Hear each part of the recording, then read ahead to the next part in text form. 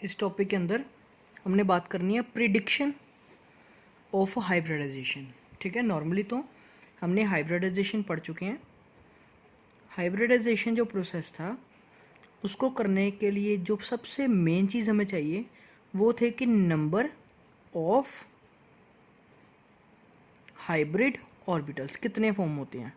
ठीक है, अगर आपको किसी स्ट्रक्चर के अंदर ये पता लग जाए कि किसी केस के अंदर कि कितने हाइब्रिड ऑर्बिटल्स आप क्रिएट कर रहे हो, तो उससे आपको ये पता लग जाएगा कि आपकी हाइब्रिडाइजेशन sp है, sp2 है, sp3 है या कोई और भी। ठीक है, मीन्स सारा कुछ डिपेंड करता है नंबर ऑफ हाइब्रिड ऑर्बिटल्स के ऊपर।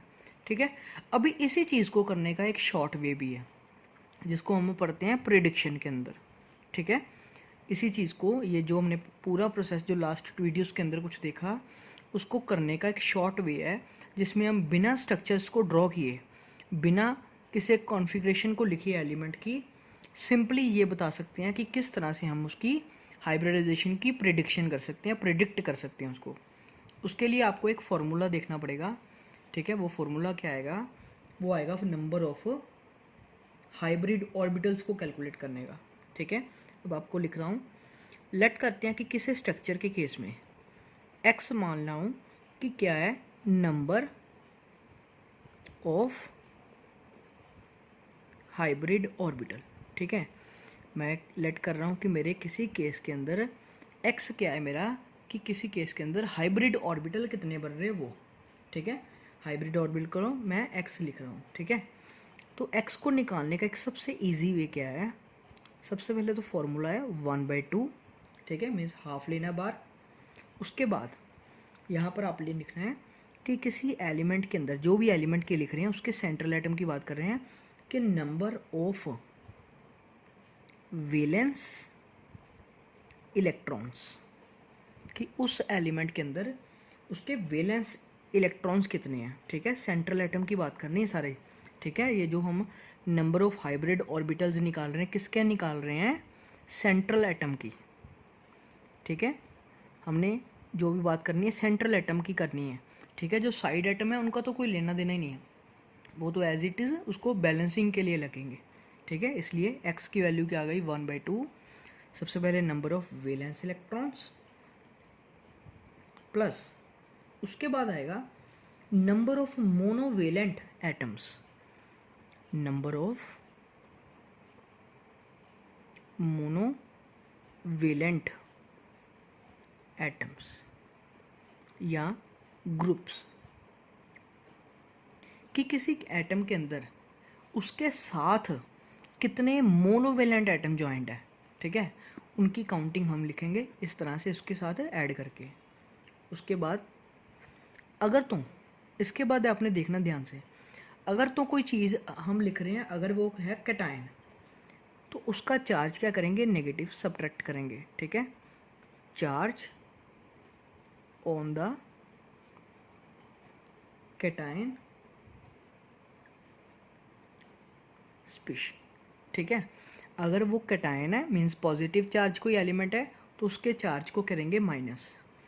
तो अगर वो एनायन है तो उसके चार्ज को करेंगे ऐड। ठीक है, charge on anionic cationic species या एनायनिक स्पीशी। ठीक है, इसका मतलब मेरा फार्मूला ये बन गया ओवरऑल। अब ध्यान से देखना इस फार्मूले को। इसका फार्मूले के मैं क्या क्या लिख रहा हूँ? x equals to 1/2 number of valence electron in the central atom plus number of monovalent atom surrounding the central atom और group minus charge on the cationic species और प्लस करेंगे charge on the anionic species.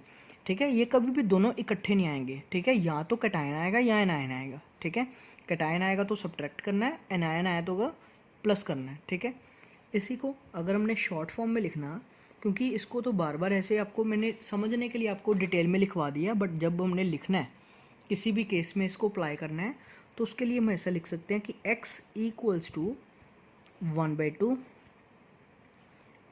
VE valence electron plus MA monovalent atoms minus C plus A। ठीक है, इन दोनों में से एक चीज़। ये मेरा बन गया एक रिलेशन, एक फॉर्मूला, जिसमें से हम क्या निकाल सकते हैं, नंबर ऑफ हाइब्रिड ऑर्बिटल्स, कि किसी भी केस के अंदर कितने हाइब्रिड ऑर्बिटल्स हैं वो यहाँ से निकल सकता है। ठीक है, अगर आपको एग्जांपल लेके बताऊँ, ठीक है, एग्जांपल लेने से पहले बता रहा हूँ आपकी वैल्यू।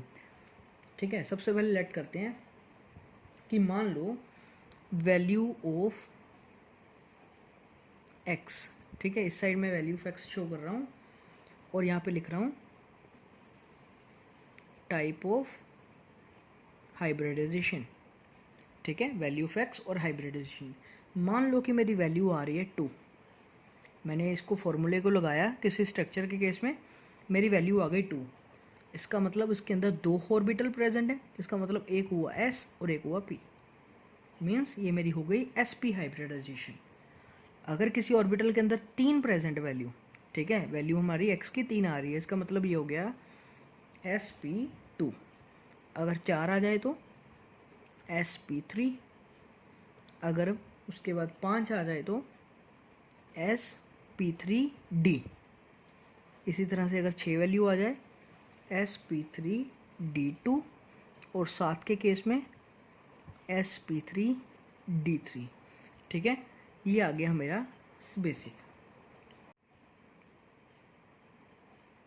इसी के बेसिस के ऊपर आपको इसको समझाने के लिए मैं आपके पास एग्जांपल ले रहा हूँ।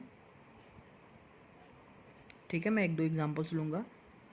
सबसे पहले ले रहा हूँ एग्जांपल एक PCl5, ठीक है, फॉस्फोरस पेंटाक्लोराइड की बात करें तो, ठीक है, फॉस्फोरस पेंटाक्लोराइड।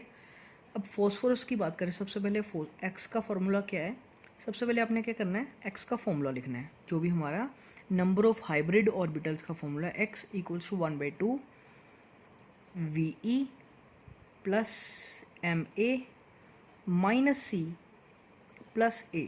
ठीक है, ये फॉर्मूला आ गया। ठीक है, इसके अंदर अब फॉस्फोरस के लिए देखना है, पहले फॉस्फोरस का नंबर कितना है, 15। ठीक है, आपको कॉन्फ़िगरेशन लिखने की ज़रूरत नहीं है। ठीक है, इसके सिंपली बस अपने लिखना है 285। ठीक है, पूरी कॉन्फ़िगरेशन की ज़रूरत ही नहीं हमें, हमने सिर्फ लिखना है कि इस कॉन्फ़िगरेशन को इस तरह से 285। ठीक है, इसका मतलब इसके अंदर 5 इलेक्ट्रॉन्स हैं वैलेंस वाले, 1/2 वैलेंस इलेक्ट्रॉन आ गए 5। ठीक है जी, वैलेंस इलेक्ट्रॉन क्या मतलब हो गया कि जो इलेक्ट्रॉन लास्ट वाली शेल के अंदर प्रेजेंट है, इसको बोलते हैं हम इसके वैलेंस इलेक्ट्रॉन्स। और वो कितने आए हमारे, वो हमारे आ गए 5। ठीक है, यहाँ पे वैलेंस इलेक्ट्रॉन की वैल्यू 5 आ गई। उसके बाद आएगा कि इसके साथ मोनोवेलेंट एटम कितने जॉइंट है। अब देखो ये कितने मोनोवेलेंट एटम है, क्लोरीन एक क्या है, मोनोवेलेंट एटम है, मोनोवेलेंट एटम। ठीक है, ये एक मोनोवेलेंट एटम है और इसको अगर मैं देखूं तो ये कितने मेरे पास लगे हैं, 5। इसका मतलब ये भी प्लस आ गया 5। अब देखो PCl5 एक न्यूट्रल एटम है। ठीक है, इसके ऊपर ना तो पॉजिटिव चार्ज है ना नेगेटिव, ये एक न्यूट्रल एटम है, तो इसके लिए कैटायनिक भी वैल्यू 0 और आयनायनिक वैल्यू भी 0। ठीक है, तो ये क्या बन गया, 5 + 5 10, 10 डिवाइडेड बाय इस तरह से 1/2 और ये 5 + 5 10। और ये मेरी वैल्यू कितनी आ गई टोटल, इसकी वैल्यू आ गई 5। अब देखो 5 के केस में ये वैल्यू क्या है, 5 के केस में कौन सी है, sp3d। ठीक है, इसका मतलब ये इसकी आ गई हाइब्रिडाइजेशन। ठीक है जी, हम इस तरह से इसको निकाल सकते हैं। ठीक है, मान लो एक एग्जांपल और ले रहा हूँ। ठीक है, किसी कैटायन या एनायन की कोई एग्जांपल ले रहा हूँ मान लो। ठीक है, अमोनियम आयन की बात करते हैं। अब मैं ले रहा हूँ सेकंड एग्जांपल, जो कि आ जाएगी ammonium ion, means NH4 positive. ठीक है जी, ये अमोनियम आयन है। अब इसके केस में देखें तो सबसे पहले तो फॉर्मूला फिर से लिख लें, x इक्वल्स टू 1/2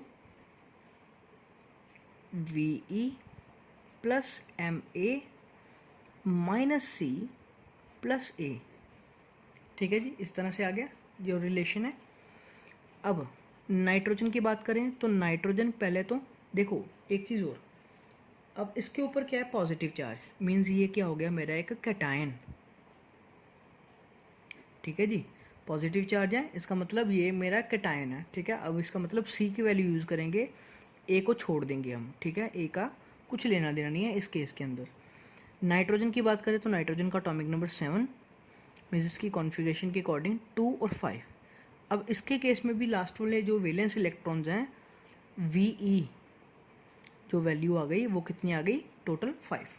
अब इसका मतलब x इक्वल्स टू क्या बना, 1/2, इसकी वैल्यू 5 प्लस, अब इसके साथ मोनोवेलेंट एटम्स कितने जॉइंट हैं, टोटल नंबर ऑफ हाइड्रोजन जो इसके साथ लगे हैं NH4+ के अंदर वो टोटल 4 हाइड्रोजन एटम है, ठीक है। इसका मतलब ये वैल्यू 4 आ गई, ठीक है। अब सी क्या है, कैटायन, कितना चार्ज है, 1, इसका मतलब -1, ठीक है। इसको छोड़ देना, इसका कुछ नहीं करना, ठीक है, एज इट इज़ इसको 0 लिख दिया।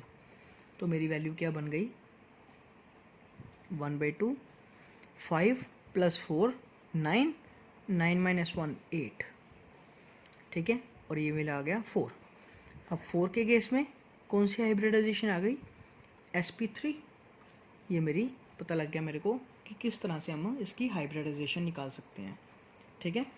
एक मैं और एग्जांपल ले रहा हूँ इसके साथ, ये मैंने एक न्यूट्रल एटम ले लिया, एक कैटायन लिया, और एक मैं ले रहा हूँ वो एनायन, ठीक है, NO3 negative,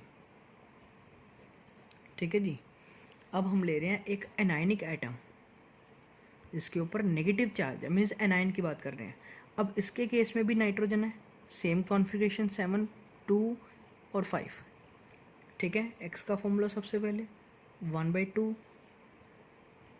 VE + MA - C + A, ठीक है। अब फिर से 1/2 VE मतलब वैलेंस इलेक्ट्रॉन, अगेन 5 प्लस, अब इसमें देखना जो ऑक्सीजन एटम है वो एक डाईवेलेंट एटम है, ये एक मोनोवेलेंट नहीं है, ये एक डाईवेलेंट एटम है। तो अब यहाँ पर लिखा है हमने मोनोवेलेंट एटम कितने हैं, तो इस केस के अंदर इसकी वैल्यू 0 हो गई, ठीक है।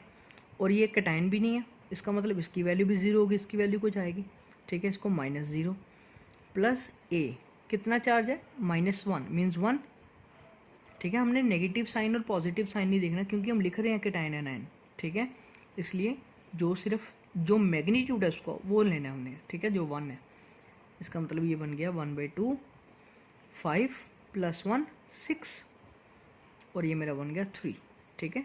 इसको डिवाइड करके 3 आ गया, इसका मतलब हो गया कि मेरी कॉन्फ़िगरेशन आ गई, मेरी हाइब्रिडाइजेशन कौन सी आ गई, sp2, ठीक है। इस तरह से हम लिख सकते हैं इनकी हाइब्रिडाइजेशन को डिटेल में, ठीक है।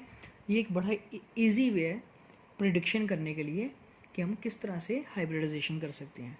अब इसी के बेसिस के आपको कुछ एग्जांपल्स दे रहा हूँ जो आपको सॉल्व करनी है। जैसे मैं आपको दे रहा हूँ कुछ एग्जांपल्स कि फाइंड या प्रिडिक्ट द हाइब्रिडाइजेशन